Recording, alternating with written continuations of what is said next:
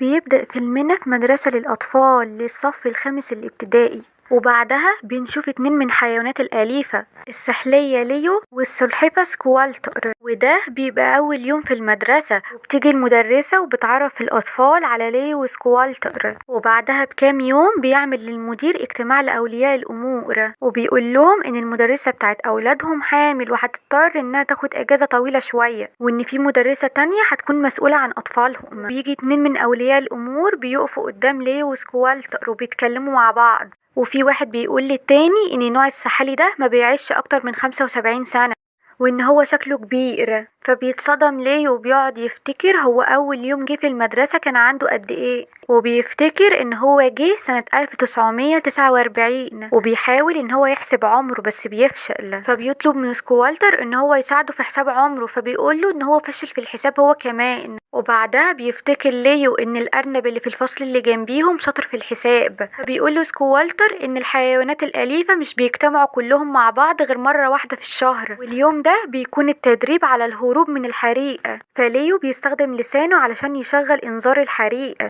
وفعلا بينجح، والمدرسة كلها بتفكر ان في حريق، والاطفال كلها بتطلع برا المدرسة. وبعدها بياخدوا الحوض اللي فيه ليو وسكوالتر وبيحطوه في الجنينة مع بقية الحيوانات الأليفة. واول ما بيقابل الارنب بيقوله على تاريخ ميلاده وبيقوله يحسبهوله، فالارنب بيقوله ان هو عنده 74 سنة، وبيتصدم ليو ان هو كده اتفضله سنة واحدة ويموت. وبعدها بيرجع كل الطلاب على الفصول لما عرفوا ان الانذار كان كاذب. وبعدها بنشوف ليو وهو مهموم وحزين وبيقول ان العمر عدى بسرعة وملحقش يتهنى بيه. وتاني يوم بتيجي المدرسة الجديدة واللي بيكون اسمها ملكين، واللي بتكون طريقتها حادة وغير المدرسة القديمة، وبتقول للطلاب ان كل طالب يختار حيوان من الحيوانات علشان يقضي معاه اجازة اخر الاسبوع. فبيفرح ليو جدا بالخبر ده، فسكوالتر بيقول له هو انت فرحانة على ايه؟ هو انت مش فاكر كل مرة كان الطلاب بياخدونا معاهم البيوت كان بيحصل فينا ايه؟ فليو بيقول له ان هو هيستغل الفرصة ويهرب من الطالب ويعيش السنة اللي باقية من عمره وهو مبسوط من غير ما يكون محبوس.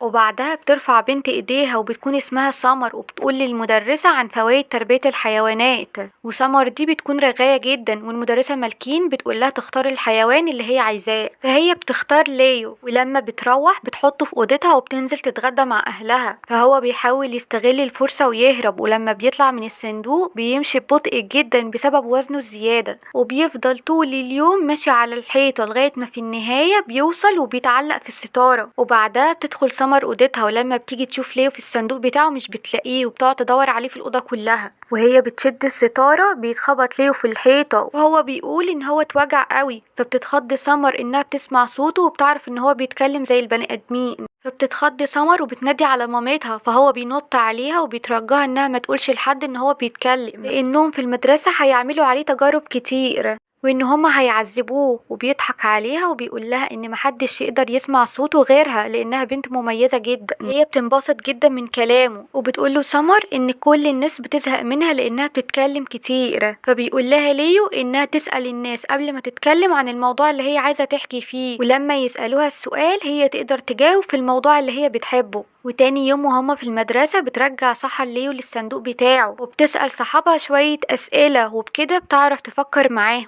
وبعدها بتتحسن علاقتها بزمايلها وكلهم بيحبوها. وبيعدي الأسبوع وبتيجي المدرسة في آخر يوم وبتسأل الطلاب مين اللي عايز ياخد حيوان أليف معاه البيت. فبترفع سمر ايديها وبتقول انها عايزه ليو، فبتقول لها المدرسه انها لازم تسيب مساحه لبقيه زمايلها علشان يخوضوا التجربه. بيرفع طالب ايده وبيكون اسمه ايلوي وبيبقى عايز ليو معاه.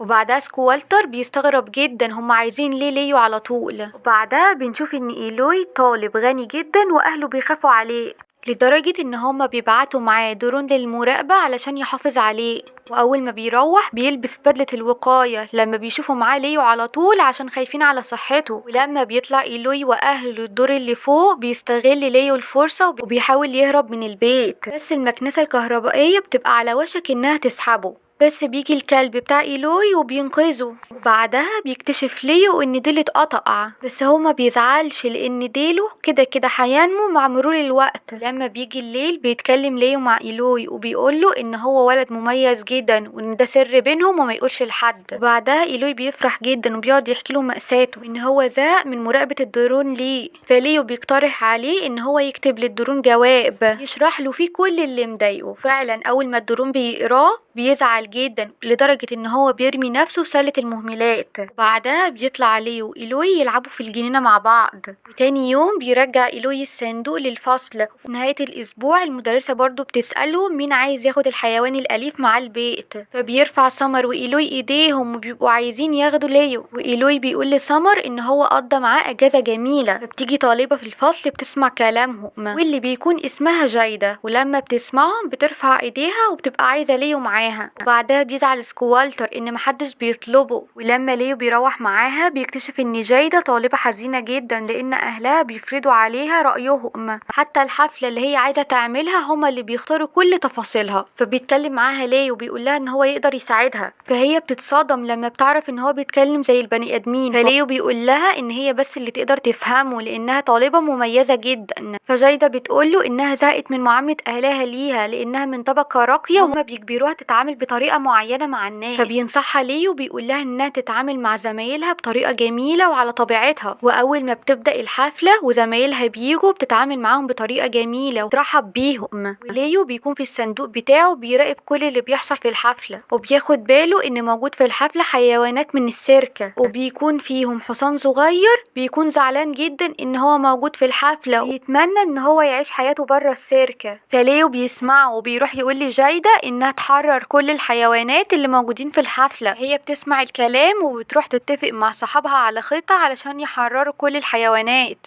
وهي إنهم يعطلوا لوحة التحكم، فكل الأبواب بتتفتح حوالين الحيوانات، فكل الحيوانات بتخرج وبتحصل فوضى كبيرة. وليو بيحاول يهرب معاهم، بس لما بيلاقي جايدة بتدور عليه بتصعب عليه فبيقرر يرجع لها. وتاني يوم جايدة بترجعه مكانه في الفصل، وبتمر الأيام وكل الطلاب بيختاروا ليو في نهاية الأسبوع، وكل الطلاب بيكونوا مهتمين بيه لدرجة ان هما بيحطوا تليفونات علشان لما يتصلوا عليه يعرفوا يكلموه. وساعتها سكوالتر بيعرف الحقيقة وبيعرف ان الطلاب بتحبه علشان هو بيتكلم معاهم، وعلشان كده هو لغى فكرة الهروب. فبيقوله ان هو بس بيقدم نصايح للأطفال علشان يحبوا حياتهم، وبيحكيله عن التجارب اللي هو خاضها مع الأطفال. فسكوالتر بيقوله ان دي مخاطرة كبيرة، بالذات ان هو بيقول لكل طالب ان محدش يقدر يفهمه غيره. فليو بيقوله مش مهم عندي كل ده، المهم ان هما يستمتعوا بحياتهم وان انا اعمل حاجة كويسة قبل ما اموت. وتاني يوم بيقرر طفل اسمه أنتوني ان هو ياخد ليو للبيت، فليو بيخاف لان أنتوني ده طفل مشاغب جدا. وبعد ما بياخده بيتفاجئ ان سكوالتر مستخبي تحت المفرش، وليو بيسأله هو انت جيت ليه؟ فهو بيتحاجج وبيقوله ان هو هيساعده علشان أنتوني طفل مشاغب. يطلب من ليو ان هو يتكلم مع أنتوني ويحل مشاكله. ولما بيوصلوا للبيت سكوالتر بيتكلم مع أنتوني بنفس الطريقة اللي ليه يتكلم بيها مع الأطفال، وفعلا بينجح ان هو يتكلم معاه، والطفل بيفتح له قلبه وبيقوله ان هو طفل مشاغب والأطفال كلها مش بتحبه، وان هو كمان سقط سنة في الدراسة. وسكوالتر مش بيلاقي له حل، وأنتوني بيفضل متضايق لدرجة ان هو بيفضل صاحي ما بينامش. وليو اول ما سكوالتر بينام بيروح لأنتونيو عشان يتكلم معاه، وفعلا بيقدر يتكلم معاه وبيقنعه ان هو طالب جميل وان هو بس يذاكر ويعامل صحابه بطريقة جميلة. وبيعدي الوقت ومستوى الطلاب كلهم بيتحسن، وبيجي المدير وبيفكر ان المدرسة مالكين هي السبب في المستوى ده، وبيقول لها ان في مسابقة هتتعمل في التاريخ وان لو الطلاب فازوا هيطلعوا رحلة للملاهي.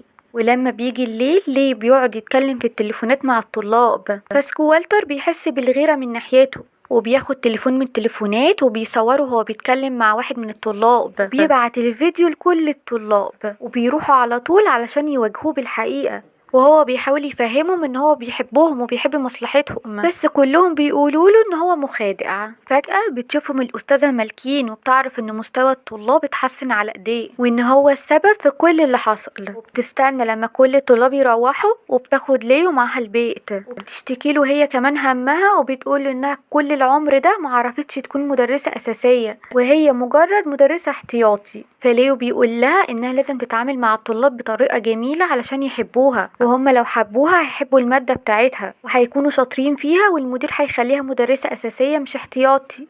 وتاني يوم بيكون ميعاد مسابقة التاريخ، وكل طالب المفروض ان هو يتكلم عن شخصية تاريخية، والأستاذة مالكين بتتعامل معاهم بطريقة حلوة علشان يكسبوا المسابقة، وبتكون حاطة ليو في جيبها علشان لو عملت اي تصرف غلط هو ينصحها.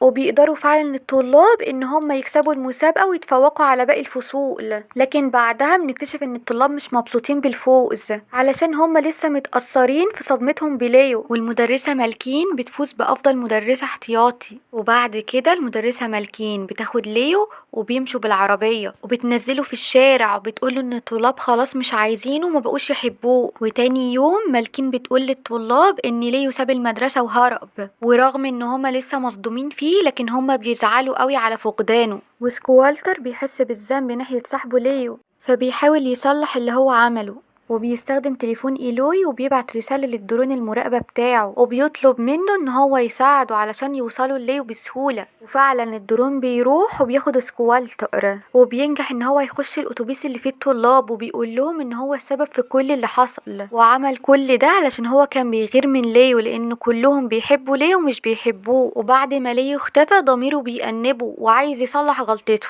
وبيقول لهم ان ليو اتفضل له سنة واحدة ويموت، وان هو كان بيعمل كل ده علشان يفتكروه لما يموت بالخير. وبيقول لهم ان ليو ما اختفاش وان هو ما هربش من المدرسة، وان بعد ما كل الطلاب مشوا استاذة مالكين خدت ليو معاها البيت، ومن ساعتها ليو مختفي، وهي عملت كل ده علشان تنسب الفضل ليها. ولما كل الطلاب بيهاجموها وبيسألوها على ليو هي بتتوتر وبتعتذر لهم وبتقول لهم على مكانه، وبتقول انها سابته في الحديقة العامة، وبتتفق معاهم ان هم هيروحوا له علشان يجيبوه مع بعض. بس السواق مش بيرضى يغير خط سيره وبيقول لهم ان هو متفق مع المدرسة ان هو يوديهم الملاهي بس. فالمدرسة مالكين بتتفق مع الطلاب على خطة علشان يخدعوا السواق، وبعدها الطلاب فعلا بتنفذ الخطة وبياخدوا السواق على محل الحلويات علشان يشتروا منه حلويات. بعدها بيسيبوه وبيطلعوا يجروا على الاتوبيس، وبنروح لليو اللي بيكون في الحديقة وبيحاول ان هو يكون صداقات بس بيفشل. كل الحيوانات بتفضل تتريق عليه،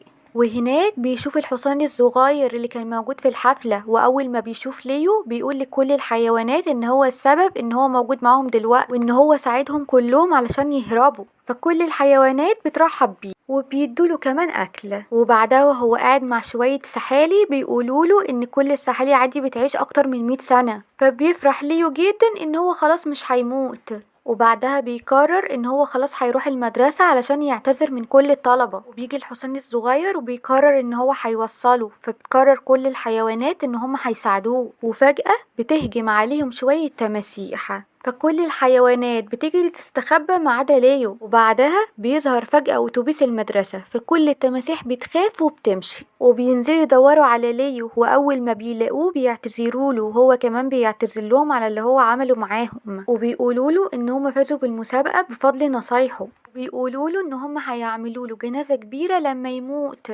فهو بيقول لهم ان هو كان فاهم غلط وان السحالي بتعيش اكتر من 100 سنة. فكل الطلاب بيفرحوا، وبعدها بيجي سكوالتر بيعتذر من ليو على اللي هو عمله معاه. وبعد كده ليو وسكوالتر بيفضلوا مع بعض في المدرسة، وبيجي يوم حفلة التخرج بتاعة الطلاب وكلهم بيقفوا قدام ليو وبيشكروه لأن هو السبب في تفوقهم الدراسي. وبعدها بنشوف ان المدرسة بتكرم المدرسة مالكين وبتخليها مدرسة أساسية. هي بتطلب من المدير ان ليو وسكوالتر يكونوا معاها في الفصل. بيفرح ليو جدا لان هو هيعيش مغامرات جديدة مع طلاب جداد، وان مساعدة الناس متعة جميلة بالنسبة له، وبيفضل ليو وسكوالتر يساعدوا الطلاب. لو عجبك الملخص ده اعمل لايك واشترك في القناة علشان يوصلك كل الملخصات الجاية كلها.